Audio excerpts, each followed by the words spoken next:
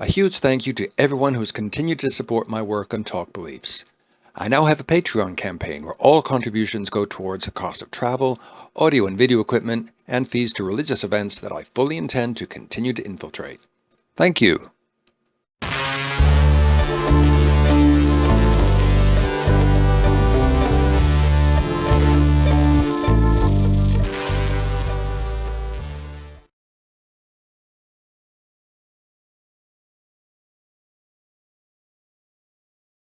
Jacky, thank you very much for talking to us on Talk Beliefs. First of all, can you tell us a little bit about your background? Yes, I was born into the Exclusive Brethren and left them when I was 18 years old. So I spent the first 18 years of my life within the church.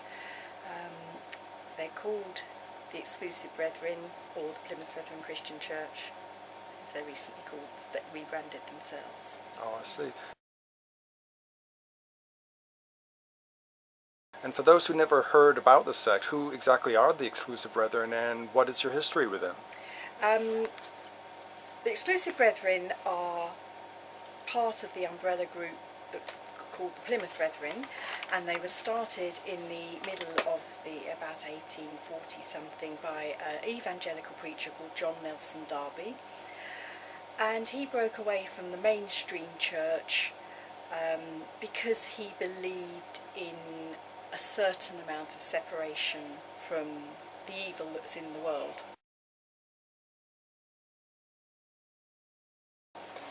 Jacky, why does the sect refer to itself as exclusive? Does the sect tell its members that they're special in some way? Well, interestingly, when I was in the sect, we didn't refer to ourselves as Exclusive Brethren. We referred to ourselves as Brethren, or Plymouth Brethren, or simple Christians who live their lives according to the scriptures. I think Exclusive Brethren the word exclusive has probably been a name put on them by outsiders because of the way they exclude themselves from the world. Yeah. But inside the Brethren, we weren't told that we were Exclusive Brethren. We were told we were Brethren, Christians, simple people, living separate from the world. Yeah, and that extends even as far as like not associating with others, not eating with others, is that right? Yes, it does. I mean, the separation over the years has got, I would say, more extreme.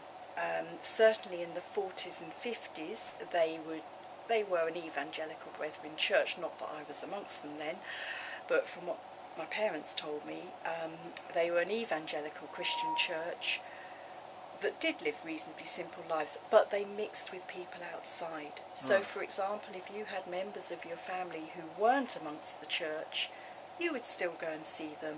You would still stay with them, go and have meals with them, spend occasions together. There was no restrictions on that. Members of the Brethren mixed with family members that weren't in the Brethren. They ate with them, they drank with them. And then in the late 50s, early 60s, the leader of the Brethren at the time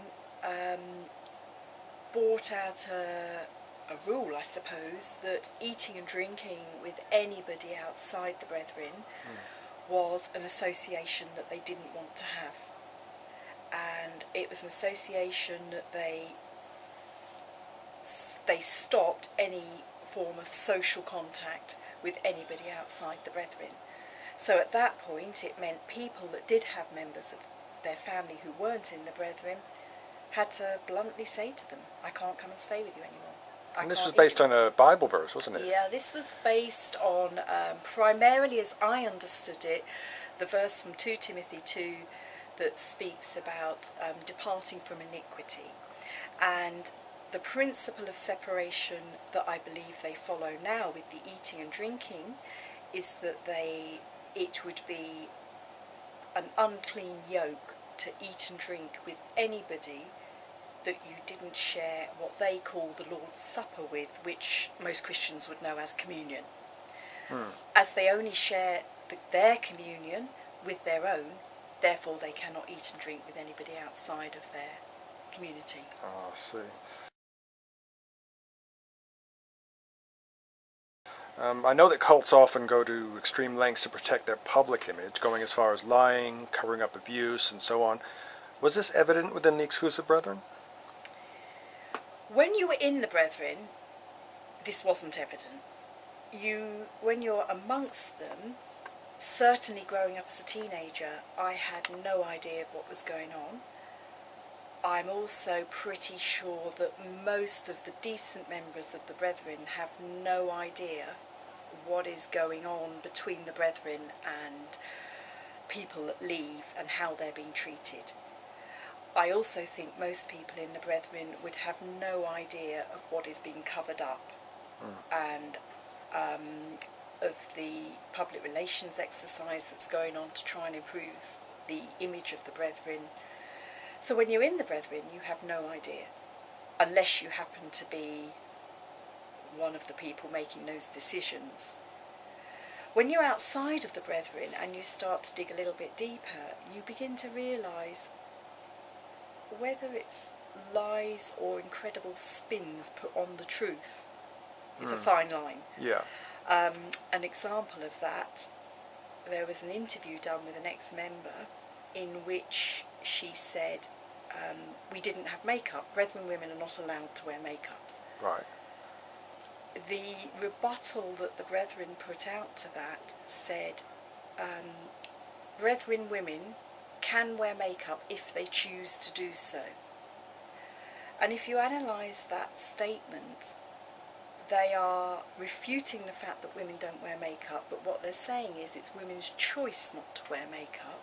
But actually, when you're in the Brethren, it's not your choice not to wear makeup, because you're not allowed to. So you know if you wear makeup, you will get into trouble. So they put some very clever spins on things. So they put that out there about the choices to sort of equivocate things, and but of course you feel pressured not. Yes, you couldn't actually say that that was an outright lie, that Brethren women can wear makeup if they choose to do so. But you know, as a Brethren woman, you would not choose to wear makeup because it is not allowed. Yeah. So what they would then say is, they say a similar thing about university. They will say, our young people choose not to go to university. But their young people are not allowed to go to university. It's not in their thinking to go to university. So is it lies, or is it an outward spin that makes them seem plausible? Yeah. So you reached a point where you decided you had to leave. What compelled you to do this, and what is the Brethren's view on leaving the sect?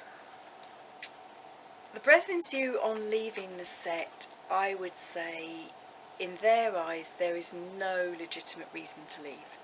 I can't think of any reason that they would say, yep, we take your point of view on board, go with our blessing. And I can't think of any circumstances where they've done that. They do not like people leaving. For me personally, I was put in a situation where I had to make a choice. And the Brethren at the time, we are talking 30 years ago, but they had a system whereby if somebody had committed a misdemeanour in the Brethren eyes, they would do something called shut that person up, restrict them. Restricting or shutting up meant that you were not allowed to go to Brethren meetings, and I'd add to that that Brethren meetings happened every evening and Saturday morning and 5 times on a Sunday. Brethren meetings were your only social life. Wow. You were not allowed to go to Brethren meetings. You were not allowed to eat and drink with your family that you lived with while you were in this process of being restricted. And the idea was that you would have visits from elders amongst the Brethren who they called colloquially priests, but they were not in any way trained or ordained priest. It was just a term that was applied to people. And they would come and see you when it suited, and they would let you go back to the Brethren fold when they deemed that you had repented enough or got right about whatever it was, misdemeanour you And had were you committed. literally shut up in a house? Yeah. Yeah, you were shut up in a house. You would go to your place of work, which 30 years ago may or may not be amongst the brethren. But apart from that, my husband was shut up, and he had to live in his bedroom, and his mother would bring his meals up on a tray to him because he couldn't eat and drink with his family while he was shut up. That is a process. I mean, we used to laugh and say it's a bit like being put in a cooler, you know, until you realise the error of your ways. So my parents were shut up. They had been shut up before when I was 16, and at that point I have two older brothers. All three of us left home and went to live with the Brethren family, separate families. Yeah. They were shut up, I can't remember for how long, 3-4 months, and then came back, and then we were reunited as a family. My parents were shut up because my middle brother, who at that point was 19, had stayed in a hotel. He had a job whereby he occasionally had to travel for work. Yeah. And work obviously put him up in a hotel overnight, and he did that. The brethren said he should have stayed with brethren, and he got into trouble for it. And my parents were shut up. I'm not quite sure why, but because my brother stayed in a hotel. So I and my eldest brother were put in a situation where we had to immediately leave home and go and live with another brethren family. And I didn't want to leave home again. So I asked for a little bit of time, and I remember quite clearly the reply from the priest at the time when I said, I don't want to leave home immediately. He said, don't let the devil in over this. I remember that reply quite clearly. And gradually, I suppose that was a turning point over the next few weeks. Oh, I can't do this, I can't be part of this. Although I had a lot of questions in my head for the last year or so, I think that was the turning point. My parents felt the same. One of my two brothers felt the same. So we wrote a letter to the brethren saying we weren't coming back. And I never ever heard from them again, ever. Gosh. All my friends, everybody, my eldest brother, we never heard from again. That was a long time ago, and the brethren now say that they do not practice the shutting up routine, that they no longer do that. That's what they say.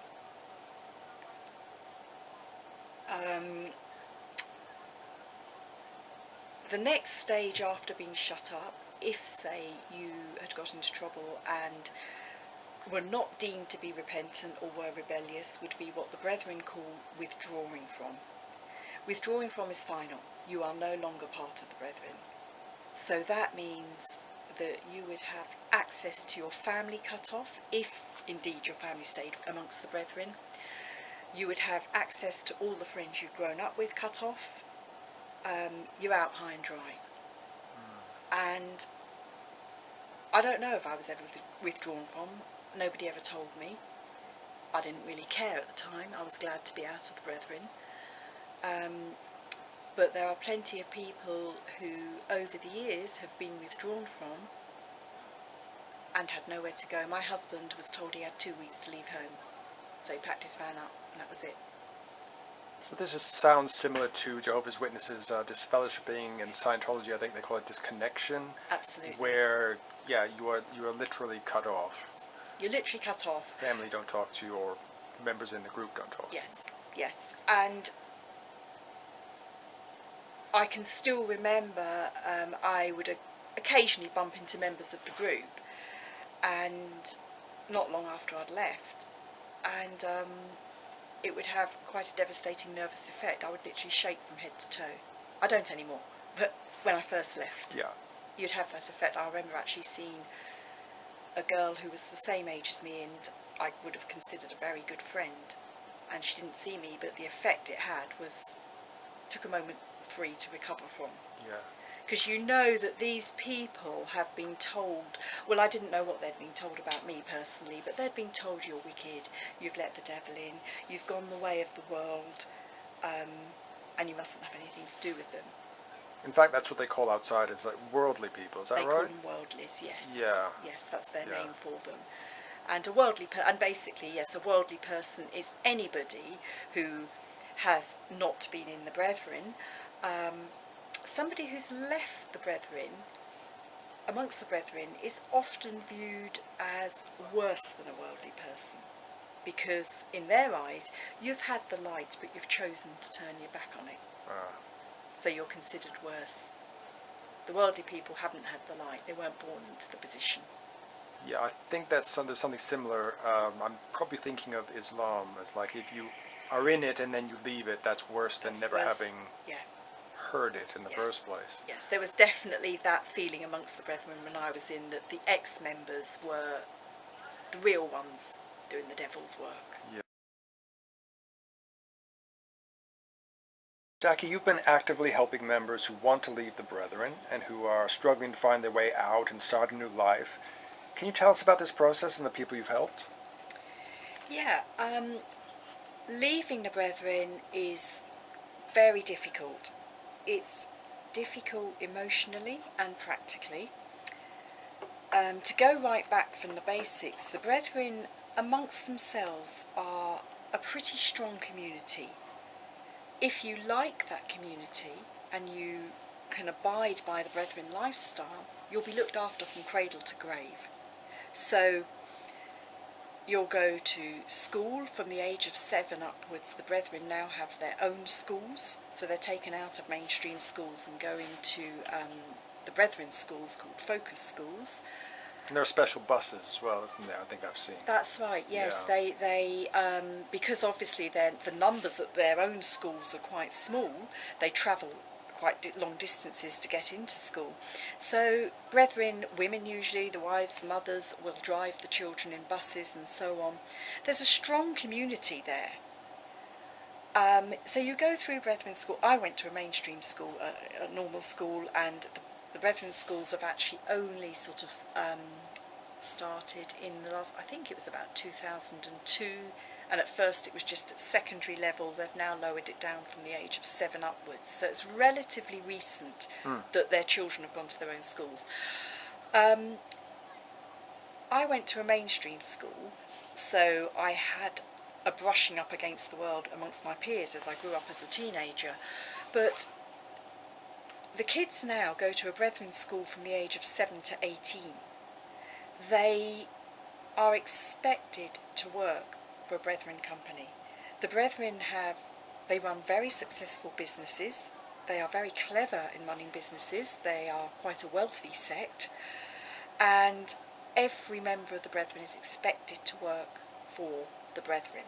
Again, 30 years ago, when I left school, we weren't expected to work for Brethren. Some did, some didn't, and I got a job outside of the Brethren, which made it much easier for me to leave, because I had reference points, I had points of contact with people I worked with, that once I explained the situation, they could help me with adjusting. But the point of saying that is, now if you reach an age of maturity, say in your 20s, and want to leave, your experience of the world outside the Brethren is virtually nothing. So you're knowing how to interact, how to look for jobs, how to go to interviews, how to shake hands with people, all the things that children are normally brought up with to learn as they mature are just not there. Brethren children have restricted internet access. The Brethren say that is only the same internet access restrictions that any parents would put on to protect children, but it isn't. They go from the reverse. Rather than putting protection on internet access, they will only allow their computers to access certain websites. Again, the reason I'm saying that, if you're a young person trying to leave the Brethren, you can't just go online and research help groups and support groups and look on job sites to find jobs. You can't do that because you don't have access to that. So it is very, very difficult to leave. There is a website being set up whereby they run a support network, mostly almost 100% of ex-Brethren members worldwide, who are able to offer some sort of help and support if people that want to leave get in touch. The biggest problem young people who want to leave have is once they've got in touch with ex-members, they have to be incredibly secretive about it. If the Brethren find out they're talking to ex-members, they're basically in big trouble. And I know that for a fact because of young people I have tried to help and they've been found out and they're still in the Brethren. They haven't been able to... You get to a point where they've almost planned their escape and you've found a safe place for them to go because that's what they want, and it's arranged, and at the 11th hour they've been found out, and it's not good for them then. It's not good for them. They'll often get sent away. Gosh. So they can't contact ex-members. So helping people to leave is actually very difficult because of the restrictions the Brethren put on, and the Brethren don't want, certainly their young people, to leave. They really believe that they are protecting them by keeping them amongst the Brethren. You know, it sounds as if I'm defending them, but they do really believe that. That is their argument, that if a young person of 18 to 25 goes out into the world, they believe they'll fall into a life of sin and debauchery, and... Like it's inevitable. It's inevitable. It is going to happen. Yeah. And they will tell the young person that as well, that if you leave, this is what will happen. And then that, of course, instills the fear in the young person to leave. But equally, there are people in there who they're desperate to leave. They just want to be able to train to do a job or do something with their life other than work for a Brethren and a life of Brethrenism and Brethren meetings. Do you think it's a high percentage of people right now who are in the various Brethren sects who are trying to leave, who want to leave, thinking about leaving? It's a difficult one to answer because you can't actually get hard and fast numbers. I know that worldwide there are a lot of ex-Brethren members who are helping and supporting Brethren members to leave. Sometimes it's successful, sometimes it isn't. The problem is, if you are trying to help someone to leave, you wouldn't normally talk about it because you have to be very, very careful. Even you do not know, you cannot, if somebody inside contacts you and says, I want to leave, can you help? You have to be incredibly careful that that doesn't get back to the Brethren. Because that person's chances of leaving are scuppered then, totally scuppered. Okay, wow. So, yeah, and we have helped one person leave, and that was very successful. She lived with us for a while till she found her own feet. There have been attempts to help other young people leave. 2 particular occasions it was unsuccessful. Right, so if anyone wants to get in touch with you, how do they go about it? Well, probably the best way to do that is through a website that's been set up to give a lot of information about the Brethren, and also, but primarily it was set up to give help and support to people that leave, and that's Wikipedia. And on that website there is a lot of people worldwide who would be able to help. The website actually has what they call a red panic button. So if somebody is amongst the Brethren, they can press that button and it will trigger a response, and then we take it from there, basically. That's how it works. That's how the young girl who we helped leave managed to do so. The problem anybody within the Brethren has with finding the website is that they would need normal internet access. The Brethren are supposed to buy their computers from a Brethren company, and as I mentioned earlier, the internet access is heavily restricted. So the only way anyone within the Brethren could find that website, they would have to go and get their own device, and they would have to do it secretly, illicitly, and find it themselves. Yeah, so we will definitely put a link to wikipedia.com in the show notes, and the email address as well, which hopefully will help some people who want to leave the Brethren. Yeah. Okay, so thank you very much, Jacky, for taking the time to talk with us and for all the excellent work that you do to help others. Thank you.